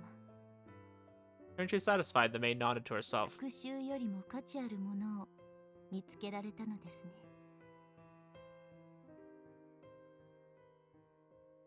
He'd left to capture the bird who escaped. He chose a path besides listening to the burning hatred. That path would not be easy. He would face many troubles that were as bad, if not worse, than he would have had otherwise. The two of them could never forget the past. They would carry it with them till the very end. However, they'd accepted that fact. All they'd done was of their own volition. Together, they would surely make it. True freedom was impossible for people. Even if they had unlimited choices, there was only one real answer for them to pick. The important thing was to not lament your lack of freedom, but to enjoy it and search for happiness in spite of it. The blue sky was shockingly clear. Thinking that it would be rude to follow them, Hishia decided to do what she had to do. She began with chores, which she'd follow up with concealment and the Operation Cancellation cleanup. There were many things she had to do to make sure Kurofune never found that church. Master Narita would surely have been troubled if Hishia left this place. He was a selfish, hopeless master, but also a man capable of profound kindness, which he'd showed when he saved Hishia long ago. That was why she chose to believe him. Why she chose to believe that one day he would find what he was looking for and return to that abandoned church.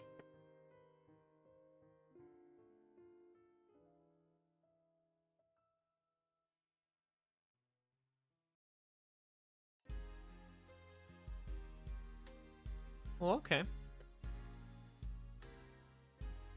That was a very interesting ending. Went in a lot of different ways than I thought. Hey, why is it saying superior and... Interesting. Alright. You know what time it is. It's time to talk about this. We got a lot to talk about. Okay. So, Sorako actually went through it. Actually, like, kind of helped kill her parents. Interesting. Shinzen kind of redeemed himself by blocking that blade from hitting Sorako. Okay. But he died. Tama died. Then we had all that stuff about Tokuno. So we learned a lot about her, learning that she was the sister of her mom. So interesting. I saw some kind of connection there. I just didn't know what. So I was close, just not quite.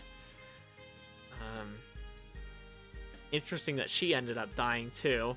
And Narita ended up killing almost all the maids. So we learned that there's 4 of them in total. I don't think we had an exact number yet. Okay, so and Tokino was the 4th person he's trying to get revenge on, which is crazy. Wouldn't have saw that coming. And then we had that whole spat at the end where freaking she almost kills Narita, but they end up kind of shooting each other and making it work. Kind of interesting. Just a lot of plot twists I didn't really see coming. Like, they weren't like too crazy, but you know, still I didn't like figure them out, you know? So I always like that. これはとある男と女の再生の物語である。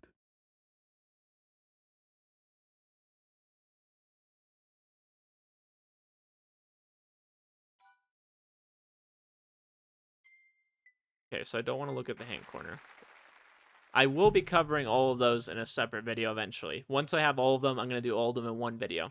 But I'm skipping them for now. So anyways, guys. Crazy stuff in Sorako's route. Really interesting conclusion. There was a lot of elements to her route, and I was actually really pleased with how they ended up going. But yeah, we just learned so much, like, especially about Taigi too. Like, okay, like Taigi is literally controlling these maids, and he can do it independently of Kurofune. So he kind of has his own motivations. That was another big thing we learned. Let's see, Tamao kind of helped us out, which was interesting. She ended up saving us. I think that would have been interesting if we played, if we did Sorako's route before Tamao's, because I think you can do either one of them first. That's what I heard, but I could be wrong. So it would have been interesting to do Sorako's route and then doing Tamao's.